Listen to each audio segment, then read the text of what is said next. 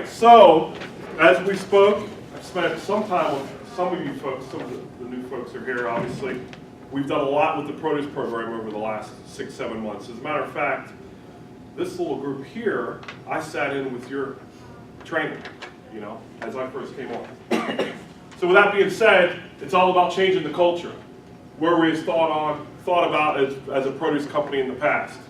Sysco, they can't do produce. Sysco, Pittsburgh, they can't do produce. I'll buy it from the produce company, right, Thomas? That's right. You know? So we're looking to change that culture. We've been working to change that culture over the last 5-6 months. With that, new items. Right, Sean? New items, new ideas. Sysco hasn't been looked upon as that company that can do broccolinis or kalettes, stuff like that. Really? Sysco? That's what we're coming here to do. That's why we're trying to change your culture. Right there on that dry erase board, a positive almost 1,400 cases this week compared to the same week last year. That's you folks. Thank you for that. That is awesome. Almost as more importantly, I think, 1,100 cases compared to last week. That's a lot. That is a lot.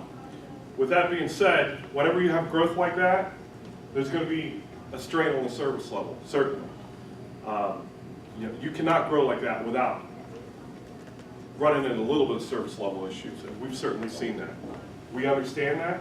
We know where you're coming from. We appreciate the understanding of that. We're going to continue to strive for this. We're going to continue to work to help grow the program and work on the service level. So thank you for that.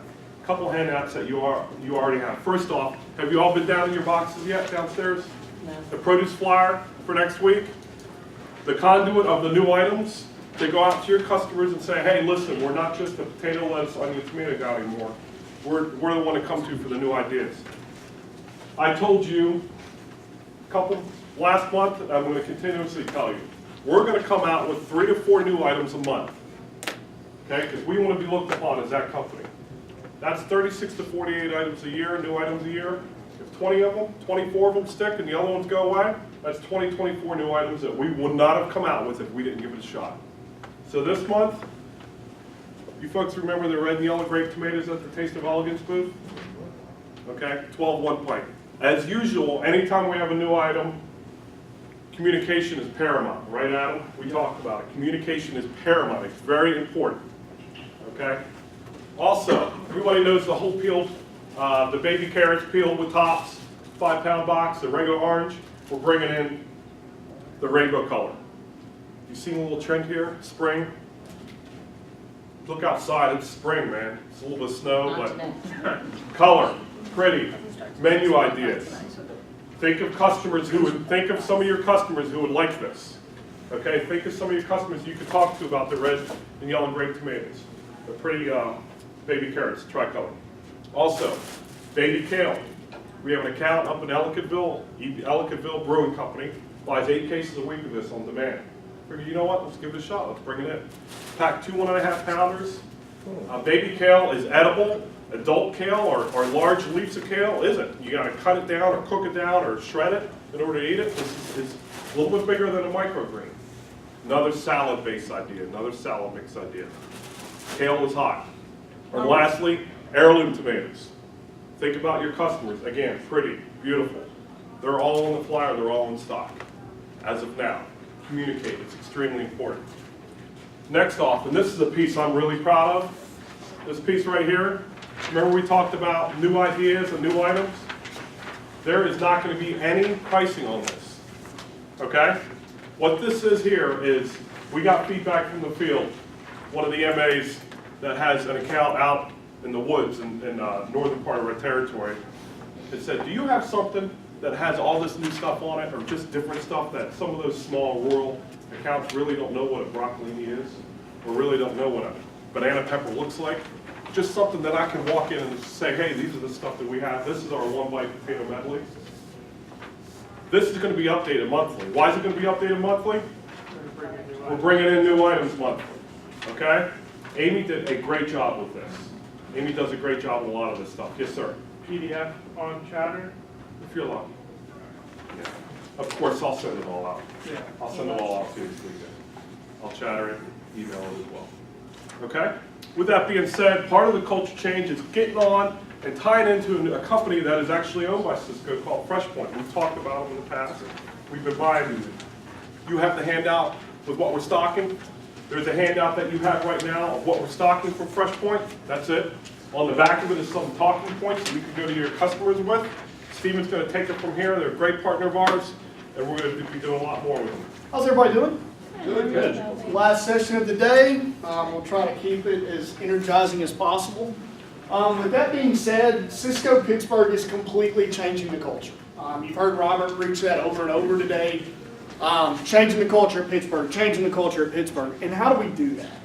One thing that we've done is FreshPoint and Sysco Pittsburgh are now one. Where previously we weren't combined with you guys, we are one company now. FreshPoint is actually owned by Sysco. You are now the largest FreshPoint company or largest produce company in the country. What I mean by that is Sysco and FreshPoint together sell and distribute $3.1 billion of fresh produce a year. Guys, that's massive. How many of us go to our accounts and they say, you know what, Sysco does a great job in beef, does a great job in poultry, but you guys, you're not a produce company. You guys just don't do produce. How many of us hear that? Probably on a daily basis. A lot of us. We are a produce company. We're the #1 produce company in the country. And that's the kind of attitude that we have to have. When we talk about changing the culture, you've got to have a better attitude. You guys have already, your quality in tomatoes and splits, I've heard from inmates all day long, a lot better than what it used to be. Those are the type of things we have to take into confidence into our accounts and sell. With that being said, FreshPoint Value Added, I'm in Nashville. We are your tomato and splits packer, so we repack all your tomatoes. We also repack your splits. Kind of one thing that separates us from the competition is we hand pack everything. So all of your splits, all of your tomatoes are all hand packed, which is a huge selling point for you. We are not a box in, box out facility like some of your competitors. When we get our tomatoes in, we stack them, we store them, we then take them and run through them by hand. You might say, well, why do you do that? The reason we go through it by hand, we want to try to minimize the mistakes to your operator. Am I telling you that you're never going to get a bad box of product? Absolutely not. You're going to get a bad box of product. But what you can take to the street is confidence. That's what you can take. Kind of starting off, I actually sat in the same chair you did. I was a Sysco inmate for right about 6 years at Sysco Memphis. What's the range in years? 0 to 2 year inmate? Raise your hands. Almost all of you? 0 to 1. 0 to 1? Awesome. So, but this is basically a fairly new group. One thing that worked for me is I live with produce. It's not something a lot of people are comfortable doing. Produce is very tough. And I'm not going to lie to you and tell you it isn't. It's a very hard category. However, what you have working in your favor is you have Sysco. You're Sysco. If you're having problems, I can guarantee you your competition's having the same, if not more, problems out of that product. Don't be afraid to sell it. Lead with it. It should be a lead category for you. You know, one thing that we want to make sure that you folks know, and I know we're there, but just feel comfortable. We're going to run into issues. You're going to run into a credit issue that you're going to ask for, and we're going to take care of it. You know, what we want our customers to know is the way that it used to be here was, well, we're just not going to get produce from Sysco Pittsburgh because the credit's just not going to happen and blah, blah, blah. That's not the way it is now, right? We want to help educate our customers, but we also want to say, hey, listen, if we screwed up or you got a bad batch of this or a bad box of that, we want to take care of it. We apologize, we'll give you credit, we'll try to find a solution. And I'll give you an example. We have an account, Sports Grill, Cranberry. Back in the summer, July, I went in there. I got called by the MA, said their salad mixes have pulled up very well. Well, July, Cranberry Sports Grill, and a hot kitchen at a sports bar. How often do you think that cooler door is open in an hour? 20, 30 times an hour? Where do you think the salad mix is being stored? Right at the door. So I went in there, and I said, also, right next to the salad mix, there was 2 cheap pans of par-cooked chicken wings. Okay? They could have brought the temperature down too. But the bottom line is, instead of saying, it's not our problem, we're storing it wrong, we go in there as partnerships, new ideas, helping them learn, helping them grow, moved it over to the fan, as simple as that, away from the door, problem solved. So rather than us going back and saying, hey, you guys are doing this wrong, doing that wrong, as partnerships, when we walk into the back of the door, walk through the back of the door into an account, and we're trying to find solutions and helping them grow their business. So that's one of the ways we're gonna take care of it. Sorry to interject, but that was something we wanted to share. So, to kind of build on that, as an MA, your job is to be a consultant. Anybody can be an order taker. Most of your competitors are order takers. But with that being said, our attitude is everything. When I first started with Sysco, I had a mentor tell me that, you know, Stephen, you have to have many things to be successful in this business. But one of them you have to have is puppy dog enthusiasm. And I looked at him like, what are you talking about? Puppy dog enthusiasm? He goes, you have to have it. And if you won't be here very long. And I sat in my chair for the longest time, like, what is he talking about? I said, explain to me what you mean by puppy dog enthusiasm. He said, when you're a puppy, you want to be around everybody. You're wagging your tail, you make people happy, people want to be around you, they're petting you, you're always showing affection, you're always getting shown attention, you're showing attention to the other person. If you do that with your accounts, no doubt you'll be successful. Attitudes are contagious. The one piece of advice I can give you is, if you go into an account, I can promise you, you're going to get screamed at, yelled at, cussed out at some point in your career, probably multiple times, maybe multiple times in a week. What I can tell you to do is, leave it at the door. Leave it. When you go into that next account, you know what you ought to be? Ought to be a puppy dog. Why? Attitudes are contagious. You go into an account happy, lively, showing them new items, guess what? People you're talking to, probably going to be happy and lively as well. If you want to know when you've got an account, when you've got a great relationship, you're walking in the back of the restaurant, not the front. That's when you've got them. And a little tidbit of information is, once you start walking your way back from the back of the restaurant to the front, make sure you speak to every single person in that restaurant. From the dishwasher to the floor guy to the prep cook, guys, it doesn't matter. I am here to tell you, I cannot tell you how many times in my career with Sysco, the dishwasher ended up giving me an order 2 years later. I promise you, it happens. And if it's not in that restaurant, they go and open up their own, they get hired by somebody else, they're the chef one day. This is a relationship business, period. People say, no, it's not anymore, it's a pricing game. Relationships don't matter. Let me tell you something, you don't even get in the pricing game if you don't have a good relationship, period. It is a relationship business. How many of you have kids in here? Majority of people in this room? How many people like it when somebody asks you how your kids are doing? I like it. Makes me happy. Hey, Stephen, how your kids doing? Robert, how's your little girl doing? Good. Makes you happy. Do that with them. Know their names. Ask them how their kids are doing. Hey, how's Joey doing? How does T-ball going? Get to building a relationship with these people. It is a lot harder for somebody to kick you out of an account if they have a relationship with you. I promise. You can upset them, you can do a lot of things, but if you have a solid relationship with a customer, it's almost impossible for them to kick you out of the door. So with that being said, when I was an MA, I kept seeing this guy every month, sales meeting, top 5 in everything. Top 5 sales, top 5 GP, top 5 cases. And I'm sitting here going, what is this guy doing that I'm not doing? Like, I'm showing new items, I'm showing new products, I have brokers, what's he doing that I'm not doing? So I called him up. His name is Jerry Thompson. I said, Jerry, I know you don't know me very well, I've only been with the company about 6 months. I'd love to come ride with you one day so I can see what you're doing.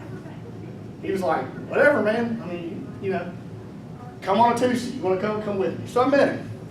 And I thought to myself, I'm about to write down everything that he does because I want to be successful like that guy. So I did. Met him in the car about 6:30 in the morning, rode all day with him. First thing I noticed, I said it earlier, he never walked in the front of any of his accounts. Never. Always walked through the back. And as he walked through the back, he spoke to every single person, like we just talked about earlier, all the way till he got his order. When he sat down to do the order, when he stood up with the chef, he never talked business in the beginning. Never. He always asked them, how's your family doing? How's the dog doing? How was your reunion last week? How was this? How was that? He built a 5-minute conversation on family relationships. Then he always led into business. He never started a conversation with business. He just never did. And it worked out for him. He was selling about $150,000 a week. So I thought to myself, you know what? I'm going to do that. I wrote it down. When we sit with the customer, he never once tried to solve a problem immediately. You know what he always said? You're exactly right, no matter what it was. He had the Walmart mentality when it came to customer service. You're exactly right. We shouldn't have done that. I'll get with the VP of sales, I'll get with my DSM, I'll get with our president, I'll get with somebody who will handle it, I'll get you an answer next time. Let me tell you something. Quickest way to piss a customer off is to make a promise you can't keep. Number one. So we walk out and I go, I've noticed you've told everybody, I'll talk to the VP of sales, I'll talk to my DSM, I'll talk to my VP operations, see if we can't get your deliveries better. Anybody might know why he said that to him? Make me feel important. Absolutely. He made them feel important. As a customer, you know what they tell PFG when PFG walks in the door? Oh, well, VP of sales at Sysco is taking care of that for me. VP of operations is taking care of my deliveries. Guys, it's little things that make these customers feel a lot better. It's little things. With that being said, let's get into plot. Most of you probably already know this. It's your potatoes, lettuce, onions, and tomatoes. Those items alone make up 40% of all produce sales. We have to sell these items to be successful.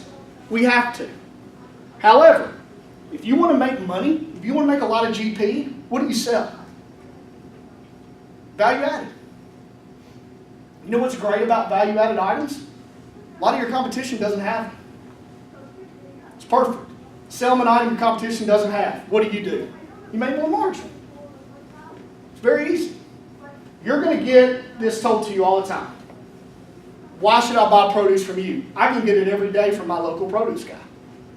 Why should I buy produce from you? It's fresh with him. I get it Monday through Friday. I'm here to tell you right now, they do not have fresher produce than you do.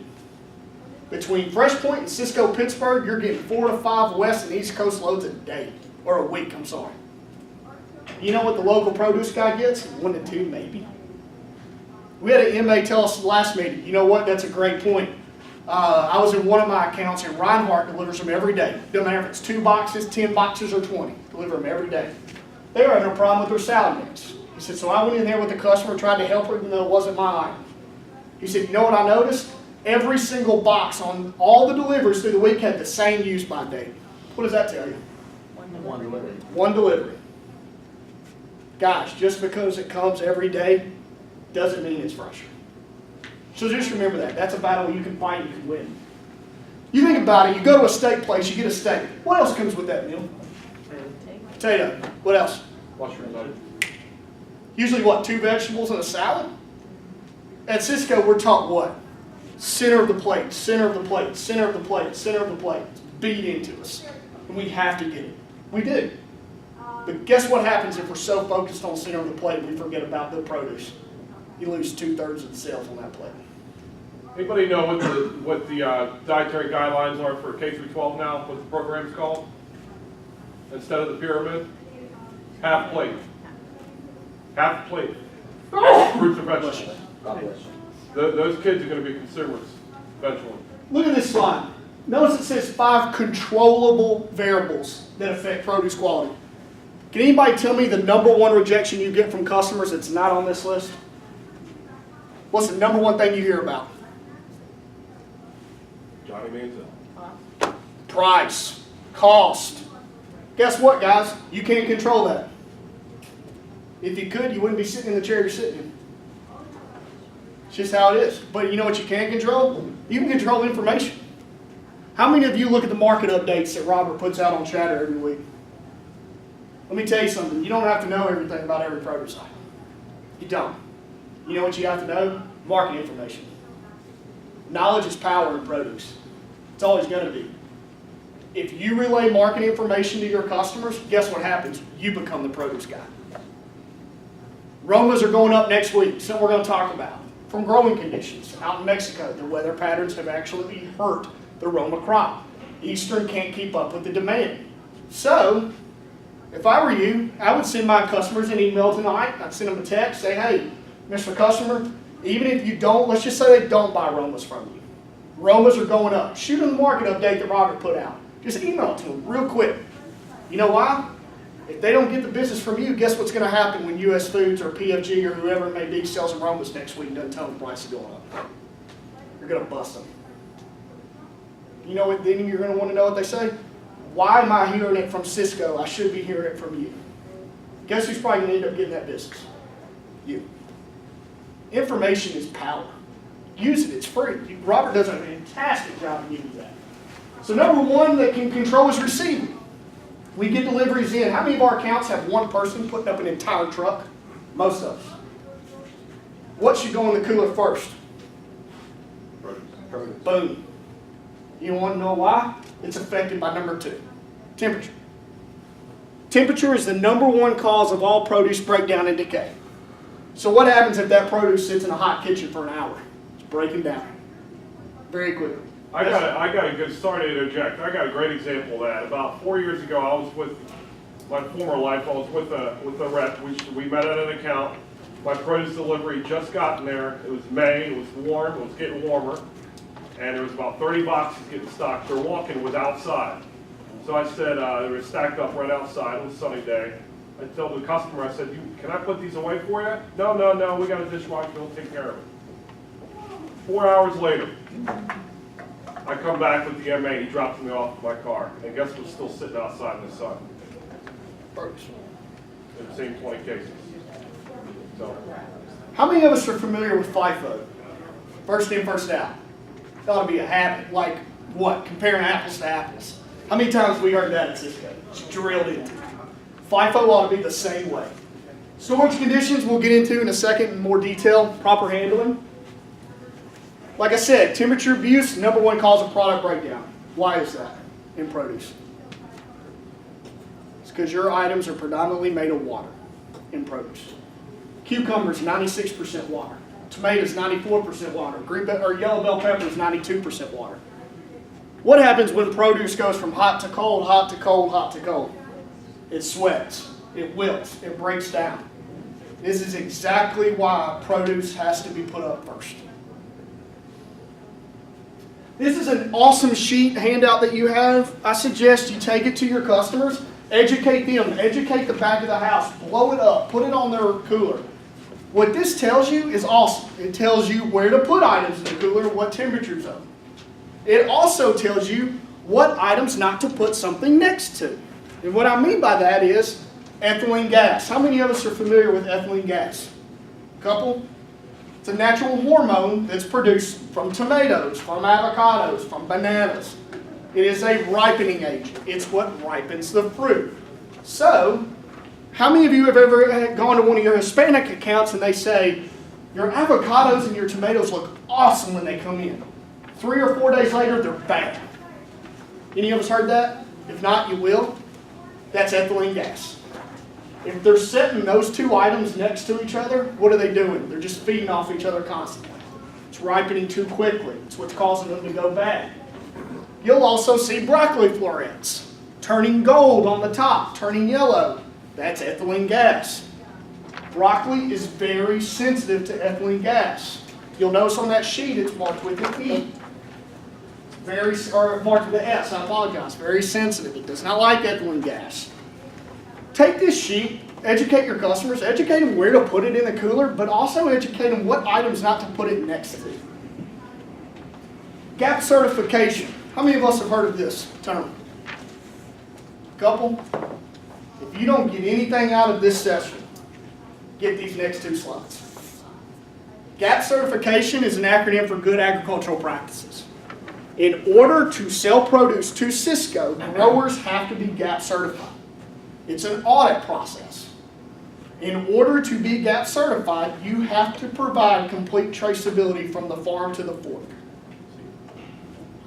Real quick, that's an important piece because we're going to run into a lot of our competition and we're going to start hearing it here in another couple months when the weather gets really nice, and then especially the summer and the fall harvest with the local growers.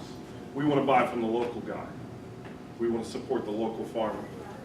We did that. And we're not able to pass the GAP certification that our stringent requirements ask for. So we cannot do business with those folks. It's important because it's a food safety aspect, not just that, but it's also food quality as well. So make sure your customers know that there is some stringent, not just quality that he's going to get into as far as our spec, but also the food safety. Our spec on food safety or our requirement on food safety regarding GAP or GMP, which is the manufacturing side, is top notch. So, you might ask yourself, guess what, my customer could care less about GAP. They could care less. Doesn't mean anything to them. They want a cheap price. That's what they want. How many of us, we all have insurance on cars, we all have insurance on our houses, personal health, every one of us do. Anybody ever heard of a hold harmless policy? That is the biggest weapon you have in your arsenal when it comes to produce, period. What that document states is that your customer is not financially liable if something were to happen. Like a foodborne illness, let's just say salmonella. If one of your customers was to buy tomatoes from you and one of their patrons gets sick, that liability falls on the grower. It's not falling on your customer. Guys, people are suing McDonald's for spilling hot coffee on themselves. This is a huge, huge talking point, something we need to stress. Regarding traceability, you see this white label. This is actually on all of your tomato boxes. This is your traceability label. You notice it has Sysco Pittsburgh, it has your size, has your SUPC. What it also has, it's important, is a patent date, right here. That's the date it was packed at our facility in Nashville. You'll also notice a 10-digit lot number. If you're having consistent issues, please take a picture of this label and send it to Robert. It is imperative. We can run a lot trace within 20 minutes and see where that item came from. But more importantly, we can go check the warehouse to make sure we don't ship out that item again to you. You guys get 4 days of delivery from us a week. It's imperative. As soon as you find out, you let us know. I get hit all the time. Why should I sell FreshPoint Sysco tomatoes? Why? Besides the GAP, besides the hold harmless policy, why choose Sysco tomatoes? Why? Number one, all of your tomatoes and splits are hand-packed, like I said earlier. Every one of them. That's a huge service. That's something that a lot of us don't think about. You'll see an example in a minute. One of the biggest mistakes I see, we're selling the wrong tomato for the application the customer wants, every time almost. I am here to tell you, in produce specifically, if you price invoice to invoice in produce, you will lose. 9 times out of 10. The reason I say that is, your standards in produce with Sysco are stricter than your competition's. Plain and simple. You'll see that here in brief detail. I've already said, make sure we compare apples to apples. This is why you do that. This is why you don't sell invoice to invoice. Notice, this is a competitor's 452 layer at the top. That's yours on the bottom. That is a noticeable sizing difference. If you were to price invoice to invoice, you would have lost this battle in price, I guarantee it. Why? They're selling a 552 layer as a 4.5. That's something you'll see in greater detail. When I say we hand pack all of our tomatoes, if you'll notice, the box on the left is a 25-pound box. It's already been pre-sorted, OPCO specific, item specific.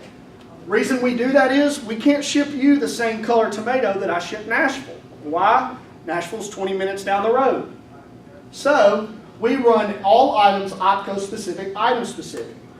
If you notice, the box on the left has already been sorted for this OPCO. She's taken those tomatoes and hand stacking them in a 562 layer beside them. Please notice the amount of detail it takes on every one of your boxes of tomatoes. We are changing the culture here at Sysco Pittsburgh. If you notice, she just tossed one out right here. That could have been anything. Speck, decay, off-sizing, different color. This is the amount of detail that goes into your boxes. People get confused on layer packs.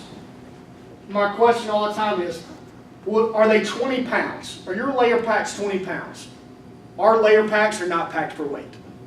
They are packed for count. Reason they're packed for count is more consistency, exact counts in every box. Your customer lives and dies on portion cost. There is not a better item to sell them than one that has exact counts and exact consistency in every box. It helps them figure out their portion cost. When you sell a bulk 25-pound, you are losing those two things. You are losing exact counts. You are losing exact consistency.